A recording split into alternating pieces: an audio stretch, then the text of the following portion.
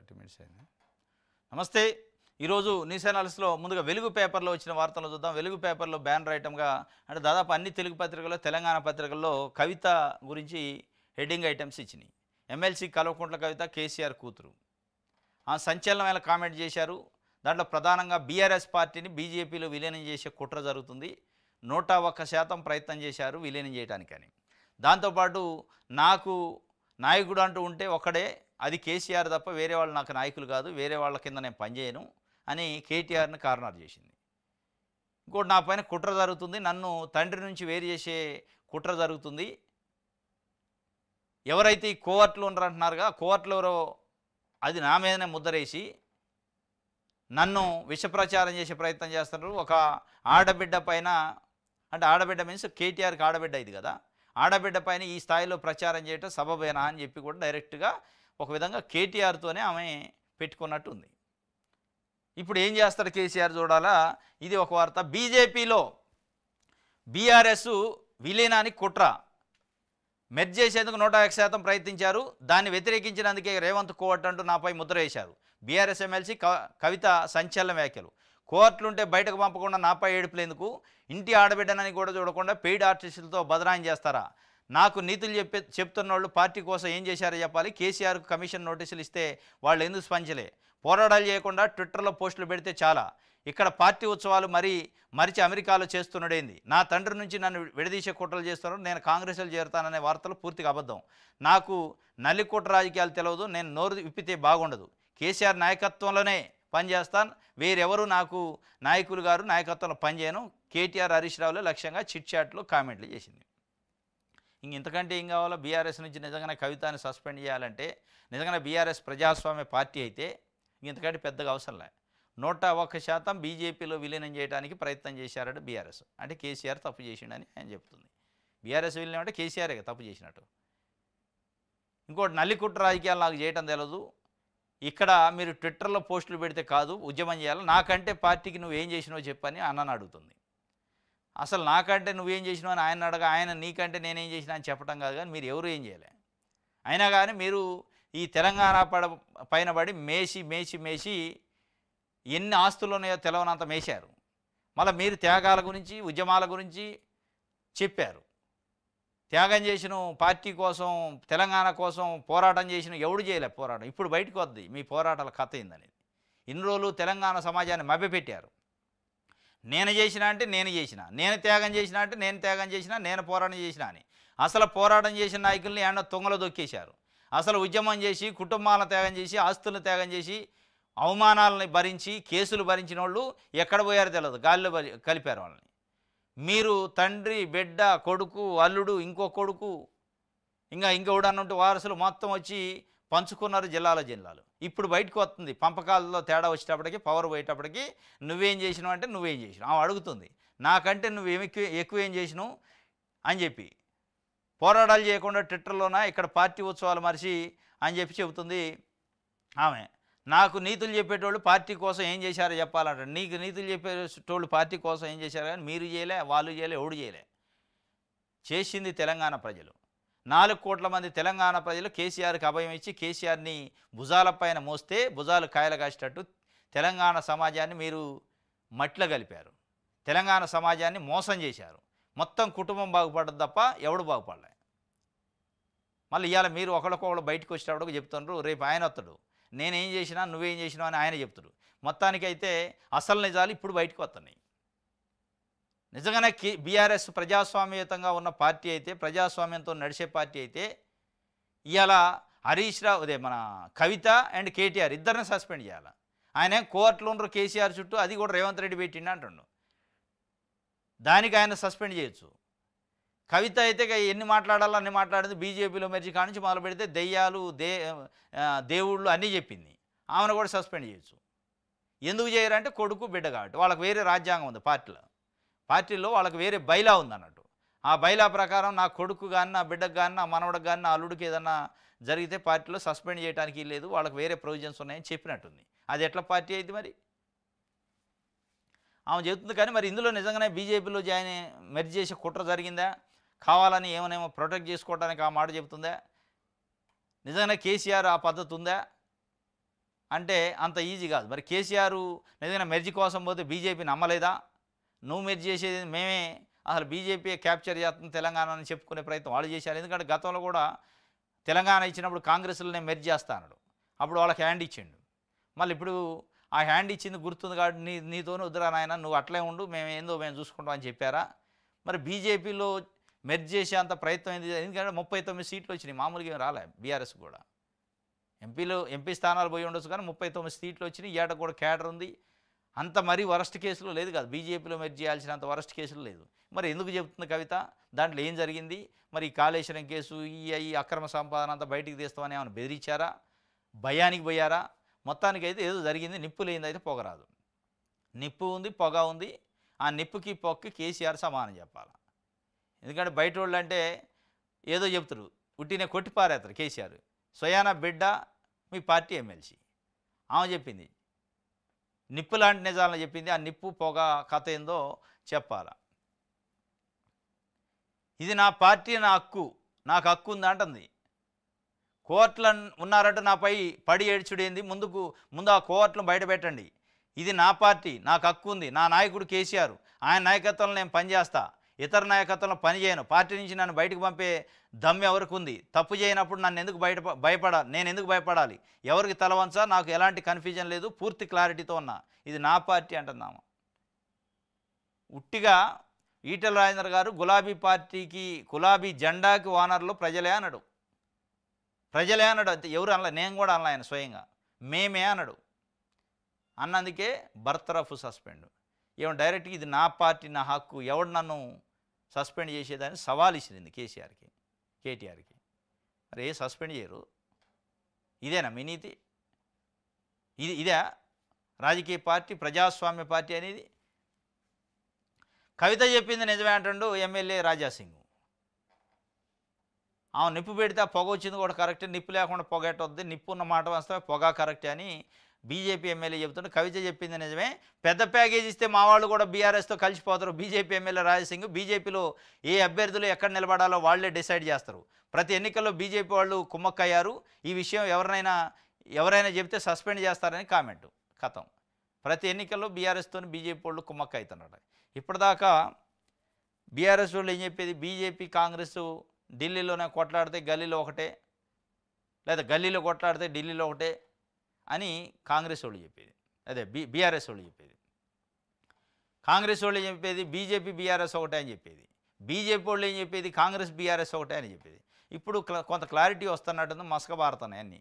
BJP MLA నిజమే, మేము మా వాళ్ళు కలుతారు, ప్రతి ఎన్నికల్లో మాకు లోపాయకార ఒప్పందం బీఆర్ఎస్తోని అని రాజాసింగ్ చెప్తుండు. కవిత ఏం చెప్తుంది? బీఆర్ఎస్ ఎమ్మెల్సీ మా పార్టీని అసలు బీజేపీలో మెర్జ్ చేయడానికి 101% ప్రయత్నం చేశారని చెప్తుంది. అంటే ఇటువైపు నుంచి అటువైపు నుంచి వచ్చిందంటే ఇద్దరు కుమ్మక్కయ్యారు, దాంట్లో డౌట్ లేదు. ఆయన చెప్తుండు గోషమాల్ ఎమ్మెల్యే రాజాసింగ్. ఇప్పుడు ఏం చేద్దాం? కవిత తాజా కామెంట్తో కేసీఆర్ అంతర్మదనం, పార్టీకి భారీ డ్యామేజ్ జరిగిందని అంచనాలు, దయ్యాలు, కోర్టులు ఎపిసోడ్ తర్వాత కేటీఆర్ను ఫామ్ హౌస్కి పిలిపించుకున్న కేసీఆర్. కవితను పిలవకుండా రాయబారాలతో మంతనాలు.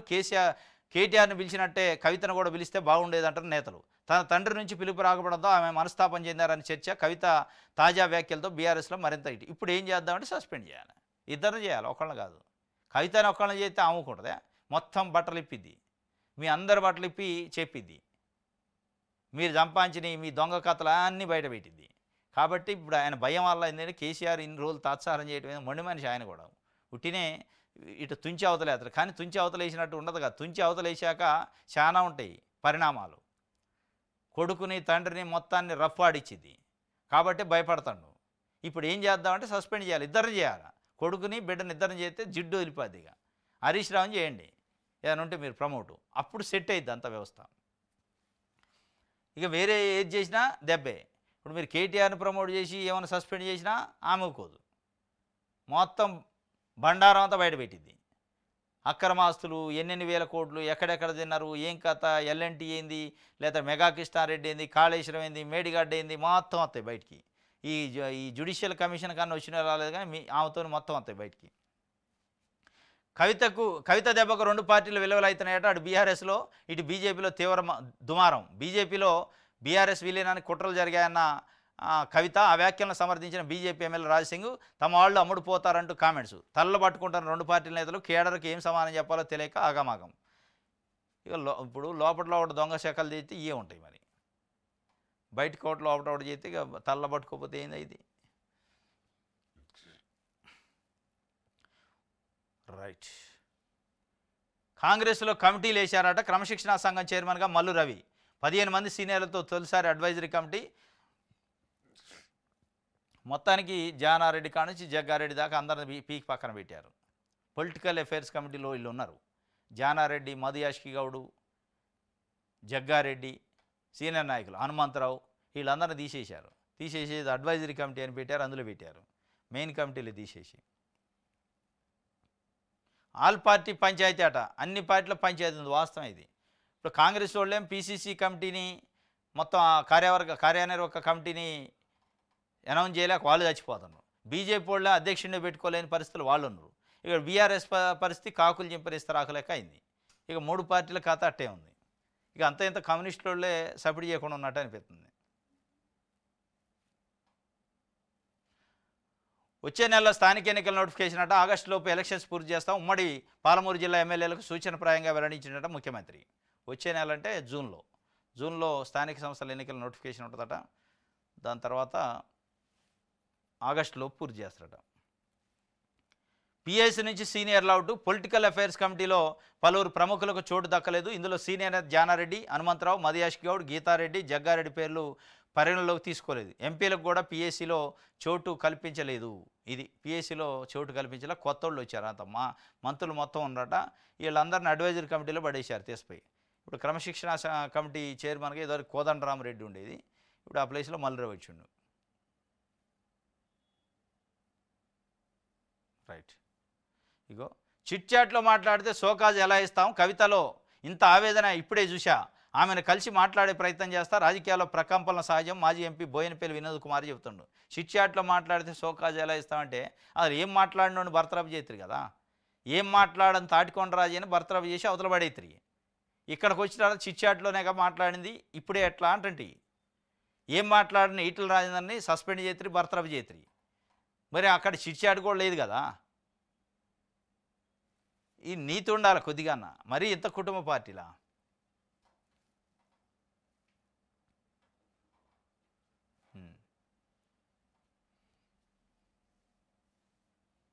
సాక్షి చూద్దాం.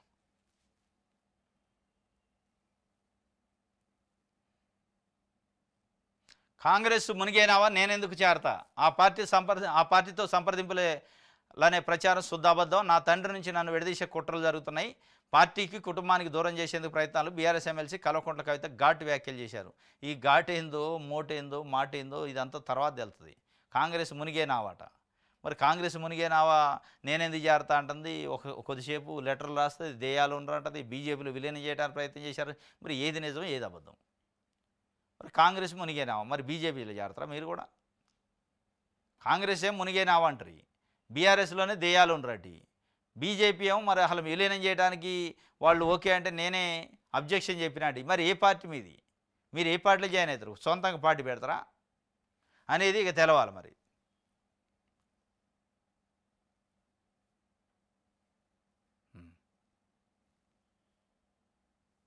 ఉత్తమ నటుడు అల్లు అర్జున్ అట. గద్దర్ ఫిల్మ్ అవార్డులను ప్రకటించిన జ్యూరీ. ఉత్తమ నటుడు అల్లు అర్జున్ పుష్ప 2కి ఇచ్చారు. ఇదే పుష్ప 2లో ప్రభుత్వం జైలుకు పంపింది అల్లు అర్జున్ని.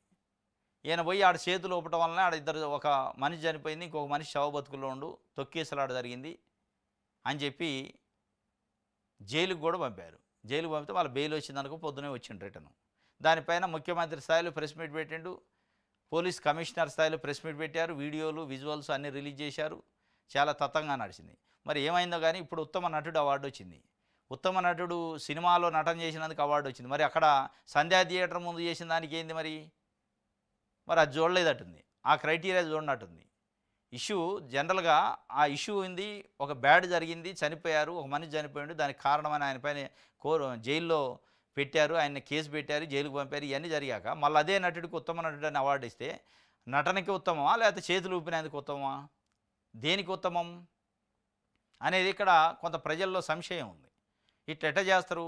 ఒకవేళ నిజంగానే ఉత్తమ నటుడు అయితే అయ్యవచ్చు, సినిమా కూడా హిట్ అయింది, సక్సెస్ అయింది, దాంట్లో డౌట్ లేదు.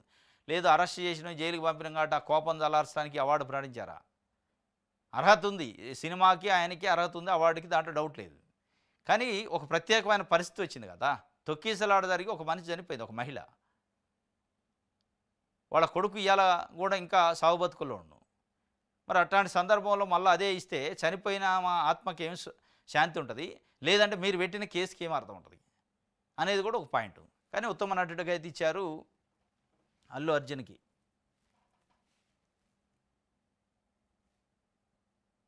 రైట్. మన తెలంగాణలో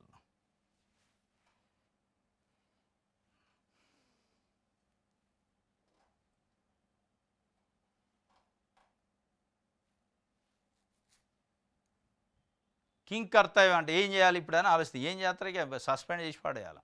జూలై ఆగస్టులో స్థానిక సమరం, పార్టీ శ్రేణులను సన్నద్ధం చేయండి. ఉమ్మడి మహబూబ్నగర్ ఎమ్మెల్యేలతో సీఎం రేవంత్ వచ్చే నెల 3వ వారంలోగా రైతు భరోసా నిధులు జమ చేస్తామని ప్రకటన. వచ్చే నెల 3వ వారం, నిన్నే 10 రోజులు అన్నారు, మళ్ళీ వచ్చే నెల 3వ వారానికి పోయింది. ఏది రైతు భరోసా. ఇట్లా అయితే బాగానే వేస్తారు మీ కోట్లు. ఏది ఆడుంది మీకు త్వరలో రైతు భరోసా డబ్బులు జమ.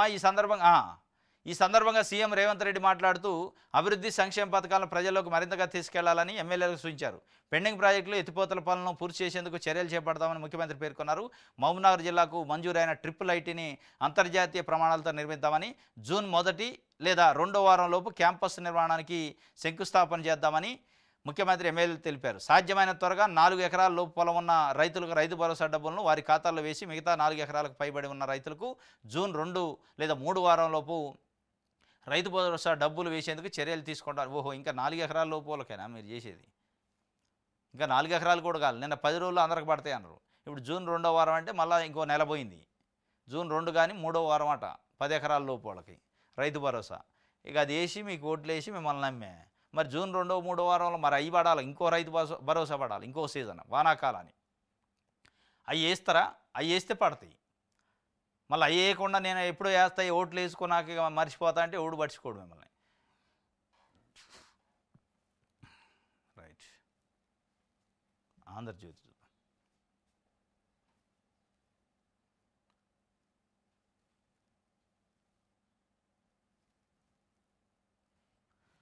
ఆర్థిక ఉగ్రవాదులను ఏరేస్తాం, ఆపరేషన్ సింధూర్ స్ఫూర్తితో పనిచేస్తాం, వారిని రాజకీయాల్లో లేకుండా చేస్తాం.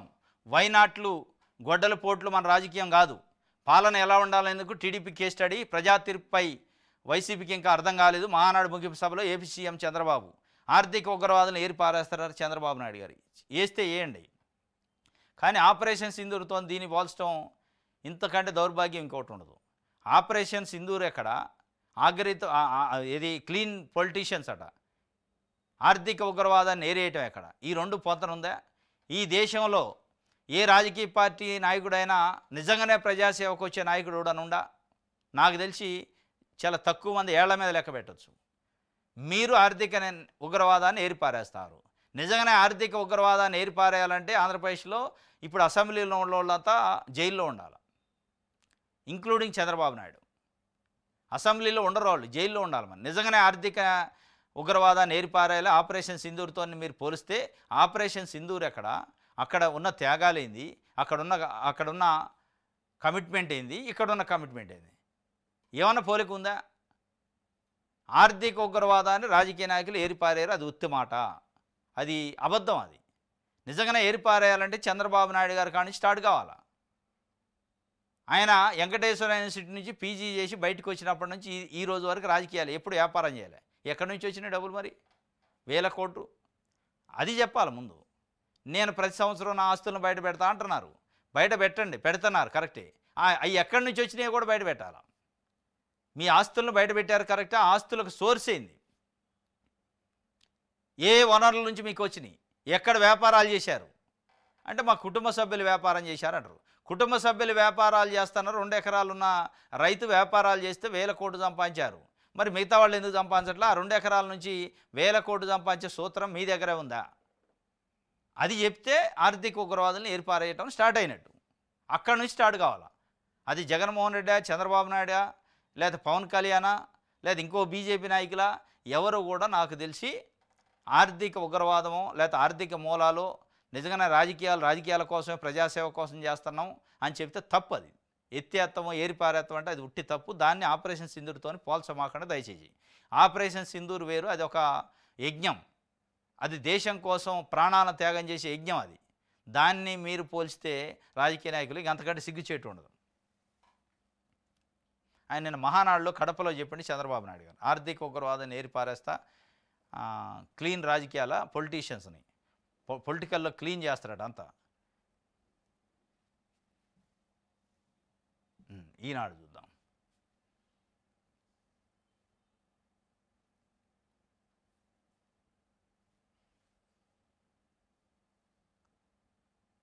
రైట్,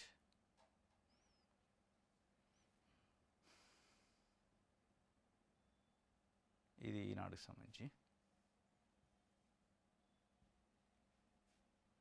ఆంధ్రప్రదేశ్, నన్ను నాన్నను విడదీసే కుట్ర జరుగుతుంది, నన్ను పార్టీ నుంచి గెంటేసే సీన్ ఎవరికీ లేదు. మరి లేనప్పుడు ఇంక విడదీసే కుట్ర ఎక్కడిది? అయిపోయా. నన్ను నాన్నను విడదీసే కుట్ర జరుగుతుందట, విడదీసే ప్రయత్నం జరుగుతుందట. మరి ఆ కుట్రే లేదంటే ఎవడికి సాధ్యమే కానప్పుడు కుట్ర ఎక్కడ? ఇది అయిపోయా, ఫెయిల్ అయ్యా. కేసీఆర్ నాయకుడు ఇతరుల నాయకత్వంలో నేను పనిచేయను, కాంగ్రెస్తో మాట్లాడానన్నది శుద్ధాబద్ధం అని చెబుతుంది. కవితపై ఏటికి అయితే రంగం సిద్ధమైందట, సస్పెండ్ చేస్తారా లేదా అని. అంత ఈజీగా నేనైతే అనుకోవట్లే కేసీఆర్ సస్పెండ్ చేస్తారని. సరే, నిన్న శృతి మించింది కాబట్టి సస్పెండ్ చేయొచ్చు అని చెప్పలేము. కేటీఆర్ని డైరెక్ట్గా కార్నర్ చేసింది. బీజేపీలో బీఆర్ఎస్ విలీనం అనే టాపిక్ మాట్లాడింది, చాలా డ్యామేజ్ అయింది కాబట్టి సస్పెండ్ చేసినా చేయొచ్చు, చెప్పలేము. చేసిన ఏముంది, 4 రోజులు అయితే మళ్ళీ తీసుకుంటారు. వాళ్ళదైనా పార్టీ, కుటుంబం వాళ్ళది, ఇంట్లో పార్టీ అయినా కంపెనీ అనేది. రైట్, ఇది ఆంధ్రప్రభకు సంబంధించి. ఇది ఈరోజు న్యూస్ అనాలిసిస్. రేపు తాజా వార్తలతో తిరిగి కలుసుకుందాం. Thank you.